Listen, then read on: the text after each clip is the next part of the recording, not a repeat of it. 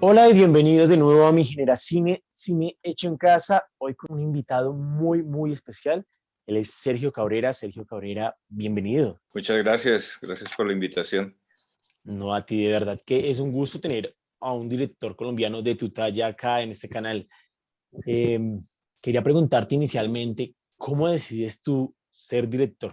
No sé, de alguna forma eso estaba como escrito en el destino porque eh, mi padre Fausto Cabrera era director de teatro y pues de teatro y de televisión. Y yo desde muy pequeño empecé a participar primero como actor infantil, después como ayudante, ayudándole a mi padre, asistía a los ensayos, a las presentaciones y no solo con mi padre, trabajé también con otros directores, con Eduardo, con Santiago García, con Eduardo Gutiérrez, en fin, y inicialmente, claro, la idea un poco era que iba a ser, pues me gustaba el teatro y poco a poco se fueron dando algunas condiciones. Una tía mía me regaló una cámara fotográfica cuando yo tenía 10 años, que en esa época era muy poco común que un niño de 10 años tuviera una cámara fotográfica, porque los rollos eran, pues la fotografía era un hobby bastante costoso. Y empecé a experimentar y no sé, poco a poco me di cuenta que me interesaba mucho ver el mundo a través del rectángulo de la cámara. Y poco a poco eso me fue llevando hacia el cine. Cuando tenía 14 años, que vivíamos en Pekín, en China, mi padre trabajaba como director de doblaje de películas chinas al español y, y estaba doblando una película infantil y se necesitaba un niño que hiciera el personaje principal y mi padre me puso a mí porque pues, no habían muchos actores de doblaje niños en China y, y ahí fue que conocí ya el cine, porque conocía la televisión, el teatro, pero conocí el cine gracias a ese doblaje y ya quedé matriculado con la idea de hacer cine. Y yo crecí con la idea de ser director de cine, no, nunca se me ocurrió que pudiera estudiar otra cosa diferente. Excelente. ¿Y estudiaste acá en Bogotá, sí?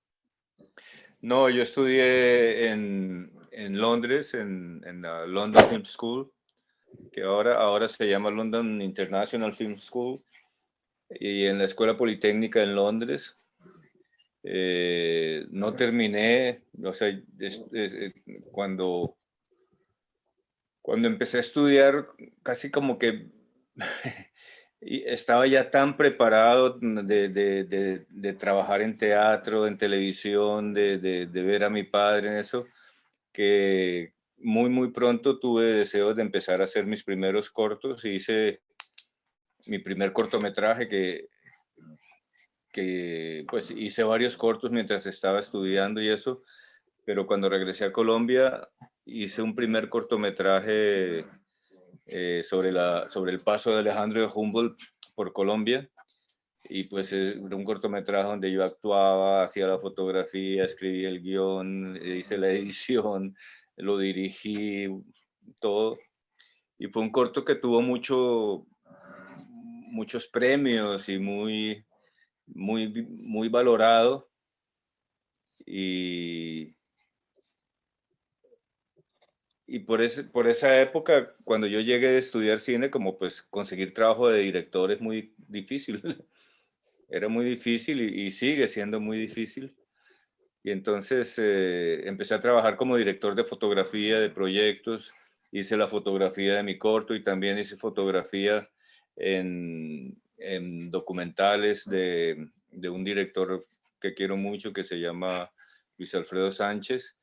Y en algún momento Gustavo Nieto Roa vio mis trabajos y me llamó y me propuso hacer la dirección de fotografía para una película, un largometraje con estrellas extranjeras. Y yo le dije a Gustavo, Gustavo, yo no soy director de fotografía, yo pues he hecho fotografía un poco aquí y allá por encontrar un espacio en el mundo del cine mientras puedo dirigir mis películas, pero yo realmente no soy un director de fotografía. Y Gustavo me animó mucho y me dijo, no, no, mira tú, con que hagas la fotografía como he visto que la haces en los documentales de Luis Alfredo y en tu propia película y eso, con eso estoy más que satisfecho. Entonces, bueno, yo le dije, está bien. Y entonces hice la dirección de fotografía de una película que se llama Amor Ciego. Y claro, en esa época ser director de fotografía tenía una responsabilidad muchísimo más grande que la de ahora, porque la, filmábamos y había que mandar la película a Estados Unidos para el revelado. Y o sea que entre que se rodaban las escenas y se veía el resultado final podían pasar a veces hasta una semana, cuando lo normal en el cine es ver al día siguiente lo que se ha rodado el día anterior, para así, en caso de que haya algún error o alguna falla o alguna técnica o artística, estar todavía en el set o en la locación que corresponda para poder repetir o para poder corregir cosas. Y bueno, y era, nadie veía lo que se hacía. Hoy en día, pues los directores de fotografía tienen un monitor y todo el mundo está viendo lo que va a salir en la pantalla. En esa época, ¿no? En esa época solamente el, el operador de la cámara era el único que veía lo que estaba sucediendo a través del lente.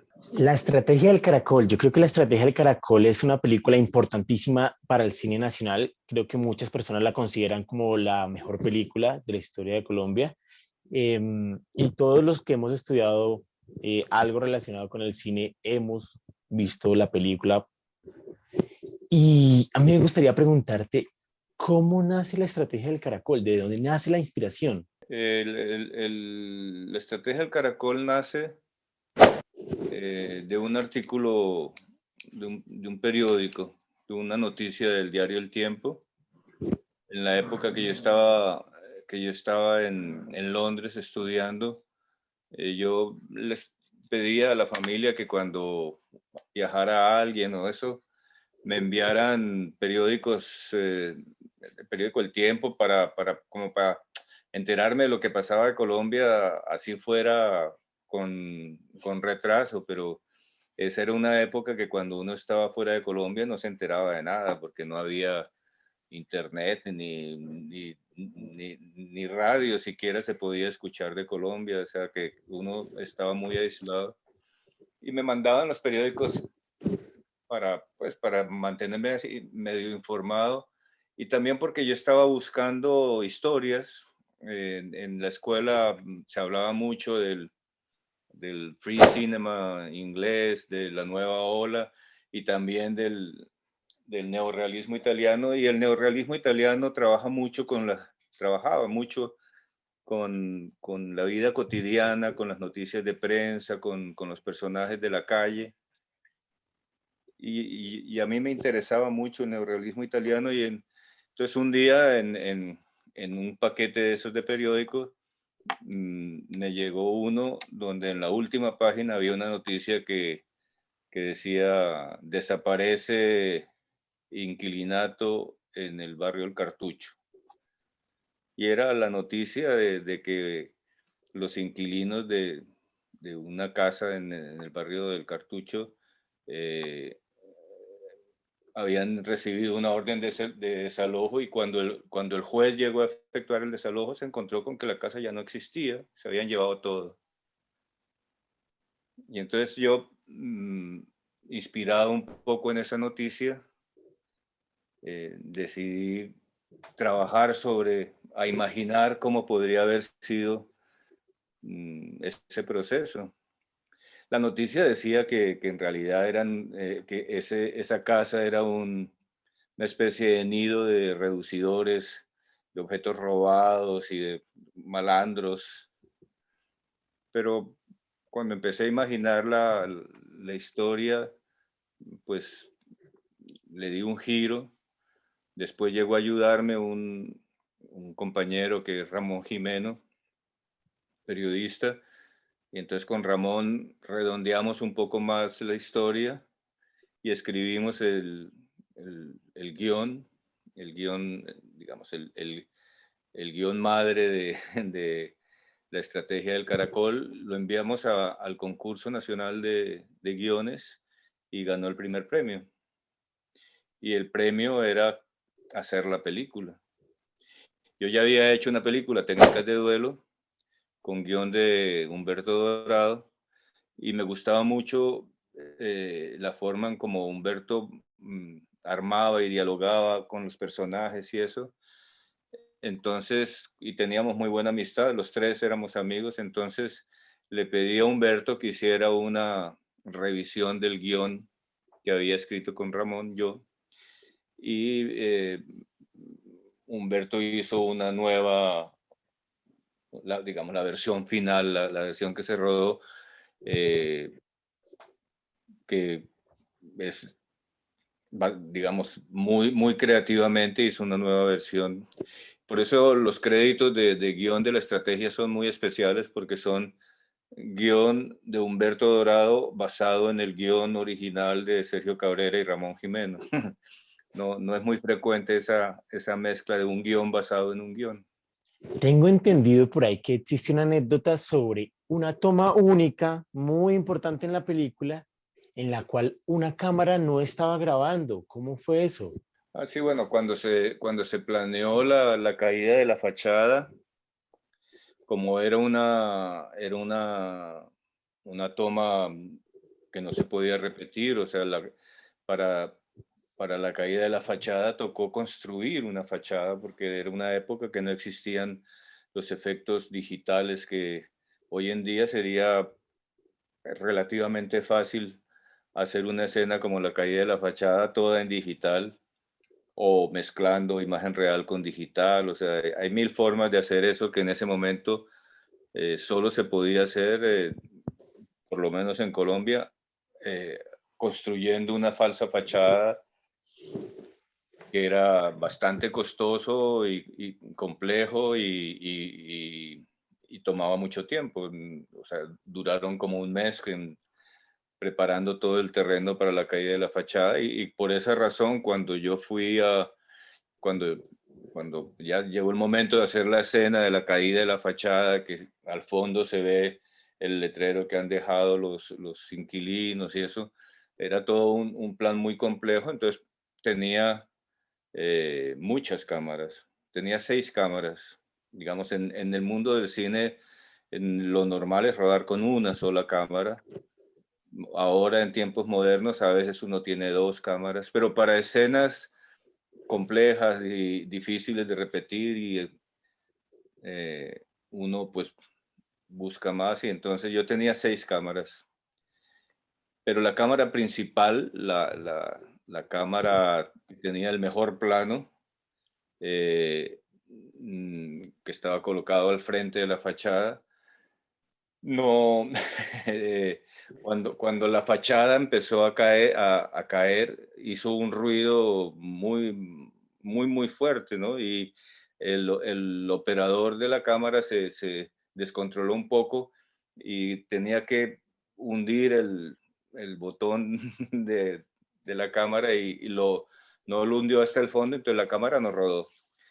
Pero estaban las otras cámaras. Entonces, de todas formas, pues a mí me dolió mucho que esa cámara no rodara porque era la principal, pero pues habían otras cámaras y con las otras cámaras se pudo montar la escena. No, no fue tan grave como me pareció en el momento en que sucedió el problema. Bueno, ¿y tú dirías que esa es la escena más difícil de grabar en esa película? No, no. No, esas escenas son más costosas, son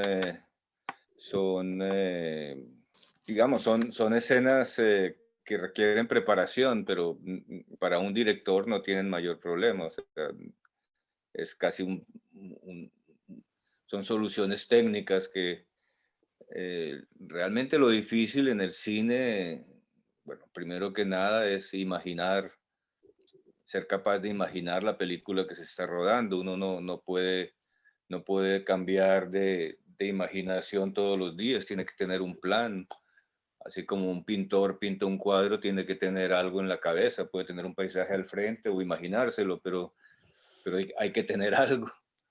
O un escultor, hay que tener una imagen y el director tiene que tener su película en la cabeza y eso es lo más difícil, por lo menos para mí, tener la película y luchar por defender esa idea de la película. Porque en el proceso de rodar, en el proceso de hacer una película, siempre hay muchos contratiempos. Nunca, nunca la película es lo que uno imaginó, sino básicamente una película es lo que el director logra salvar o que logra rescatar de la idea original y cuando va superando todos los problemas que surgen en un rodaje. O sea, la idea original es buena, pero cuando la pasas al guión siempre algo queda, no queda tan perfecto. Cuando el guión entra en preproducción, te encuentras con que no hay suficiente dinero, que no puedes contratar a los actores que quieres porque no hay dinero o porque están ocupados. Y ya cuando vas a rodar resulta que llueve, que no hay tiempo, que se acaba la luz. Y cuando vas a editar te das cuenta que no rodaste planos que querías y que eran muy importantes. Y en fin, y así van surgiendo problemas y problemas que hay que ir solucionando y al final la película es lo que uno logró salvar de esa idea original.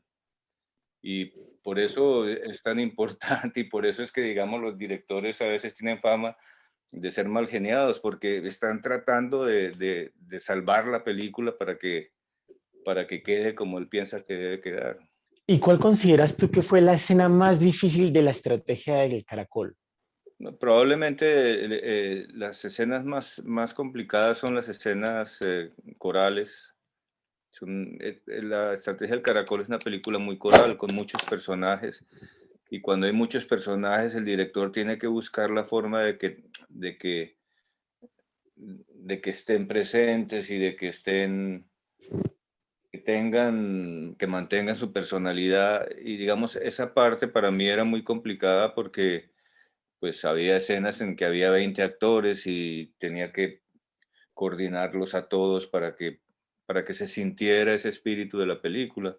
Pero hay escenas muy complicadas como, no sé, la escena del cura con el travesti o la escena donde en general,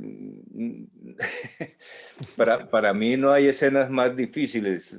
Hay algunas más complejas porque hay menos tiempo, eso, pero no recuerdo yo así una escena especialmente difícil, ¿no? Bueno, ¿y tú postulaste la película para que fuera la representante de Colombia en los Oscars o no se te pasó por la cabeza? No, yo nunca he pensado, o sea, las películas, o sea, yo he participado en muchos festivales y en muchas, y fue representante a los Oscars, fue representante por Colombia, pero nunca ha sido porque yo las he enviado. Son los productores los que se encargan de digamos, de mover y de enviar las películas a los festivales. Yo más o menos seguía las instrucciones que me iban dando, pero no, porque el espíritu competitivo, digamos, de participar en los Oscars, por ejemplo, yo estaba muy contento de que la película fuera representar a Colombia en los Oscars. Inclusive estuve en Los Ángeles porque estuvo como en la primera, estuvo en lo que llaman en el shortlist antes de ser nominada y estuve en Los Ángeles promocionándola y eso, pero todo porque había un productor que me empujaba a hacer eso. Yo por mi propia iniciativa no mandaría ninguna película a ningún concurso. Alberto Palacio, un amigo en común que tenemos tú y yo, me contaba de una manera en la cual tú diriges a los actores y es que les pides que hablen de una manera tan suave y tan pasito que prácticamente no se escuchan entre ellos. ¿Por qué esta manera de dirigir a los actores? Pues en realidad es así como deben hablar los actores. O sea, en el cine moderno, pues existen micrófonos y existen muchas técnicas para capturar el sonido. Y, y a mí me gusta que los actores mantengan la relación, la geografía humana. O sea, que la gente hable con el volumen que debe hablar en la vida real. O sea, no me gusta ese cine donde se proyecta la voz como si estuvieran haciendo teatro. Muchos actores se han formado en el teatro o en la televisión, donde por lo menos antiguamente había que gritar más porque los micrófonos no eran buenos, no sé por qué. Pero a mí me parece que es mucho más bonito cuando la voz de los actores se parece a la voz de la vida real, o sea, que no se siente esa proyección, ¿no? Ese volumen exagerado que no es el que el de la vida real, ¿no? O sea, con mucha frecuencia los actores, si no les das instrucciones, pues tienden a actuar más de lo necesario, tanto con el cuerpo como con la voz. A los actores les gusta actuar y a los directores, pues a mí como director no me gusta que los actores actúen. A mí me gusta que los actores sientan, que piensen, que se conviertan en personajes, pero no que me hagan,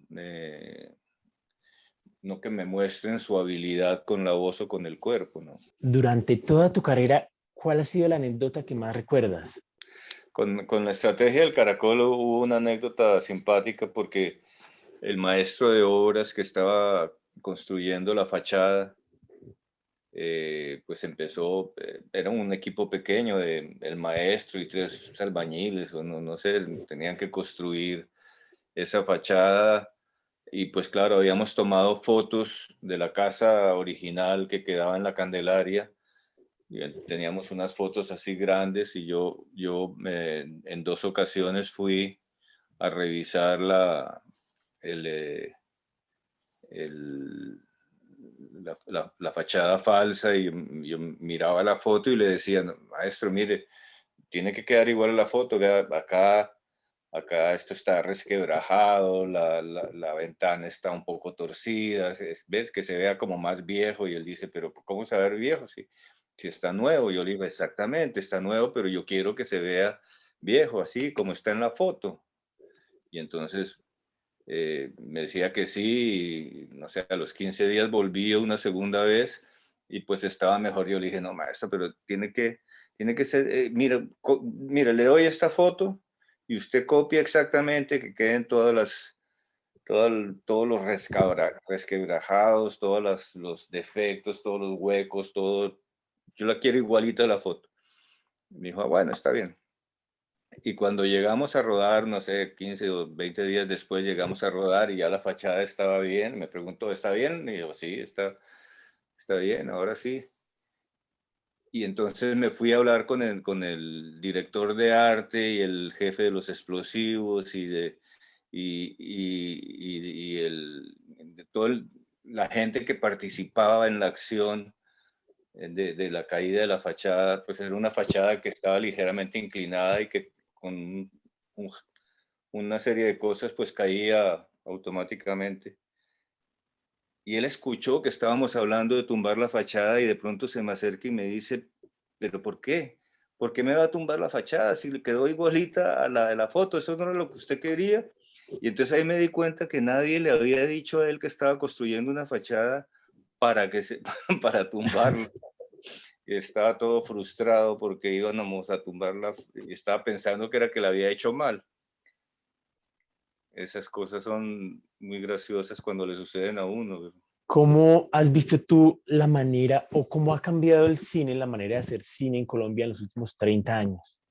O sea, si yo me despertara con lo que yo sabía hace 30 años, hacer cine hoy, quizás no, bueno, dirigir más o menos se dirige igual, pero hay que dirigir a mucha más velocidad porque los aparatos modernos, todo, las luces, las cámaras, el sonido, todo es mucho más rápido. Antes una película se rodaba en promedio en 8 semanas y ahora se rueda en promedio en 5 semanas porque todos los equipos son mucho más eficientes y eficaces. Pero mi cabeza no la han modernizado. Yo, el ritmo de rodaje cada vez es más rápido. Pues afortunadamente yo he tenido mucha experiencia en televisión y la televisión sí enseña a ser muy, muy ágil y muy rápido. Pero el cine moderno desde el punto de vista de la técnica ha evolucionado muchísimo y también desde el punto de vista de la narración, porque el público, claro, el público viendo cine aprende y es cada vez más ágil y es cada vez más inteligente para entender lo que uno quiere decir. O sea, que ha cambiado mucho el cine realmente en todo, en la narración, en la técnica. Lo que pasa es que yo no soy, nunca he sido un director interesado por la parte estética del cine. Digamos, yo cuando era director de fotografía me preocupaba mucho por hacer una fotografía muy interesante y eso, pero en mis propias películas yo no me ocupo prácticamente de la fotografía, pues me interesa, me importa, porque para contar una historia, pues la fotografía es importantísima. Pero no soy un preciosista, no soy un director que le interese la vanguardia o que le interese el cine experimental, ¿no? Yo quiero contar historias. La parte que me interesa a mí del cine es contar historias y contarlas bien y ser muy eficaz en la narración, pero no necesariamente ser un buscador de imágenes cinematográficas que los hay muchos, ¿no? Me interesa mucho más el, el contar la historia que cómo se cuenta. ¿Cómo ves tú el futuro del cine colombiano? Bien, o sea, yo creo que el cine colombiano pasó por un momento muy dramático, que fue justamente esos años de la estrategia del Caracol, los años 90, 91, 92, en ese fue un momento muy difícil, pero pues hubo gente que siguió, que seguimos insistiendo y finalmente el Estado decidió dictar unas leyes que han favorecido mucho la creación cinematográfica. Y yo creo que gracias a eso se va a mantener una cinematografía nacional. Eh, a mí me parece que en Colombia se hacen películas muy interesantes, pero la verdad veo muy poco porque llevo muchos años viviendo en España, entonces a veces de casualidad veo alguna película colombiana, pero por lo que leo y por lo que me entero, pues me doy cuenta de que a pesar de que los cineastas, por lo general, sabemos que las comedias le gustan más al público, eh, veo que la mayor parte de las películas son dramáticas y que tocan los verdaderos temas de interés que tiene nuestro país. Entonces, me gusta mucho esa actitud que tienen los cineastas colombianos de insistir en un cine propio y no dejarse llevar por los cantos de sirena de Hollywood, porque pues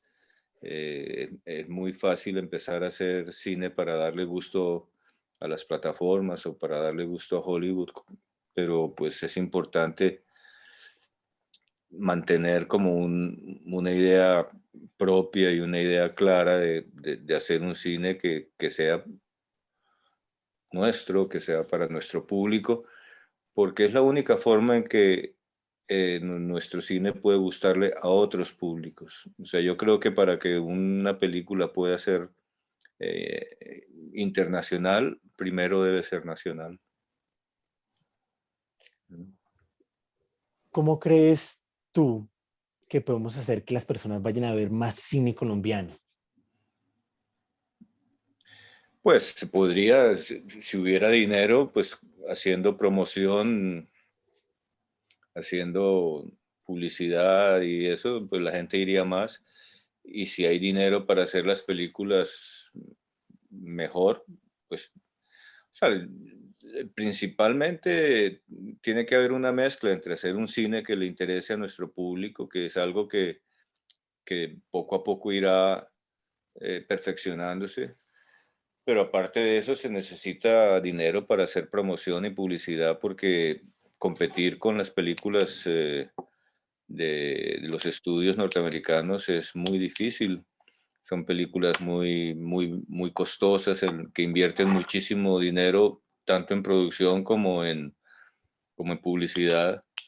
Y pues de alguna forma es injusto porque cuando el público va a comprar una boleta, se da cuenta que vale lo mismo ir a ver una película mía que me ha costado $1 millón que ir a ver una que ha costado $100 millones. Entonces es como si una bicicleta y un Mercedes-Benz costaran lo mismo. ¿Qué viene para el futuro de Sergio Cabrera? ¿Qué proyectos vienen para ti? Yo estoy trabajando en dos guiones. que El futuro, pues, el futuro cercano es terminar los guiones e intentar producirlos. Pero no me gusta hablar digamos, de los guiones que estoy escribiendo. Pues en general a ningún director le gusta hablar de los proyectos hasta que no arrancan. Pero sí, tengo dos proyectos, inclusive también tengo un proyecto para televisión y por primera vez en mi vida también tengo un proyecto para dirigir una ópera. Entonces, hay cosas en el futuro, ahí vamos, vamos escogiendo lo que vaya llegando. ¿De pronto a ti te interesaría trabajar con una plataforma? Sí, o sea, si la plataforma le interesa algo que me interese a mí, sí, pero hacer algo, o sea, yo con mis proyectos he sido siempre muy cuidadoso y solo he hecho proyectos que me gustan. No solo que me gustan, sino proyectos con los que filosóficamente, políticamente, ideológicamente mm, comulgo o por lo menos no tengo nada en contra. Entonces, claro, yo no tendría problema de trabajar para una plataforma si el proyecto se amolda a mis conceptos, ¿no? Pero sí, o sea, tarde o temprano todos terminaremos trabajando para las plataformas. Sergio, tres películas del mundo que tú le recomendarías a cualquier persona. Es que tres películas es muy difícil, pero digo, solo tres. Pero digamos, Ciudadano Kane me parece que es una película fundamental para ver. El séptimo sello de Bergman también me parece una película que se debe ver. Amargor de Fellini también. eh, es que sí, hay tantas películas que vale la pena ver, pero bueno, digamos esas tres por ahora. ¿Y existe de casualidad alguna película que tú digas que te marcó y fue la que te dijo, necesito ser director porque quiero ser o hacer algo como lo que está haciendo esta persona? No, cuando yo empecé a ver cine en serio ya, ya había decidido ser director, pero sí hay películas digamos, hay un director que me ha marcado mucho y que también recomiendo que se vea, que es Louis Malle. Tiene algunas películas como Ascensor al Cadalso o una que me gusta mucho que se llama La Convulsión, que son películas que me han marcado mucho y me han influenciado mucho. Eh, pero bueno, hay tantos directores que uno admira y que de alguna forma terminan por influenciarlo sin que uno sea consciente, ¿no? Buñuel, Berlanga, Fellini, Bertolucci. No sé, hay muchos. Es que son tantos los directores y cada vez más. Y del cine colombiano, 5 películas de cine colombiano que tú digas que vale la pena ver. No, es que estoy muy desactualizado del cine colombiano porque el cine colombiano no llega a España. No sé, El Río de las Tumbas, eh, Cóndores no entierran todos los días, eh, Pura Sangre, de Luis Ospina,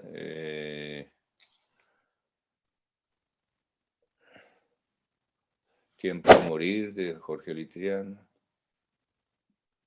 mm, La gente de la Universal, pero son todas viejas, no son de la nueva generación, porque las películas nuevas, el cine nuevo, digamos, he visto algunas, pero pues, no, muy poco. Yo creo que no he visto ni el 10% de lo que se hace.